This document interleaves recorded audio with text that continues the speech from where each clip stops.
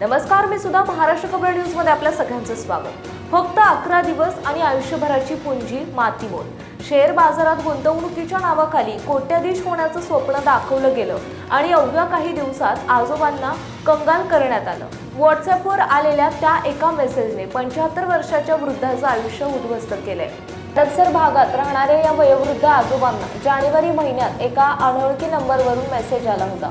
Share बाजारात गुंतवणूक करा आणि घर बसल्या लाखो रुपये कमवा, अशा आशयाचा तो मेसेज होता।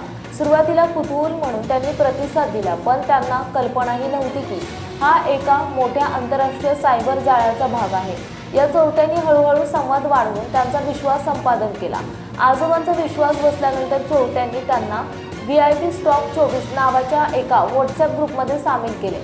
या ग्रुपमध्ये अनेक बनावट आकडे आणि गुंतवणुकीवर मिळणाऱ्या नफ्याचे खोटे स्क्रीनशॉट रोज शेअर केले जात होते। ग्रुपमधील इतर सदस्य, जे प्रत्यक्षात टोळीचेच लोक होते, आपल्याला कसा फायदा होत आहे हे सांगून आजोबांना गुंतवणुकीसाठी प्रवृत्त करत होते। या खोट्या वातावरणाला बळी पडून त्यांनी आपली पुंजी लावण्यास सुरुवात केली। सायबर गुन्हेगारांनी या निवृत्त व्यावसायिकाला एक अशी योजना सांगितली ज्यामध्ये अवघ्या 11 दिवसात तब्बल 54 कोटी रुपयांचा परतावा देण्यात होता। इतक्या मोठ्या रकमेच्या आमिषाला बळी पडून त्यांनी मागील 3 महिन्यांच्या काळात चोरट्यांनी सांगितलेल्या 8 वेगवेगळ्या बँक खात्यांमध्ये पैसे ट्रान्सफर केले। अशा प्रकारामुळे टप्प्याटप्प्याने एकूण 12 कोटी 31 लाख रुपये आजोबांनी चोरट्यांच्या हवाली केले। परतावा मिळण्याची वेळ आली तेव्हा चोरट्यांनी पुन्हा नवनवीन कारणे सांगून अधिक पैशांची मागणी सुरू केली।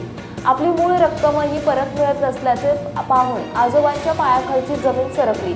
आपली फसवणूक झाल्याचे लक्षात येताच त्यांनी तातडीने सायबर पोलीस ठाण्यात धाव घेऊन तक्रार नोंदवली। सध्या पुणे पोलीस या व्यवहाराचा आणि संशयास्पद बँक खात्यांचा तपास करतायत।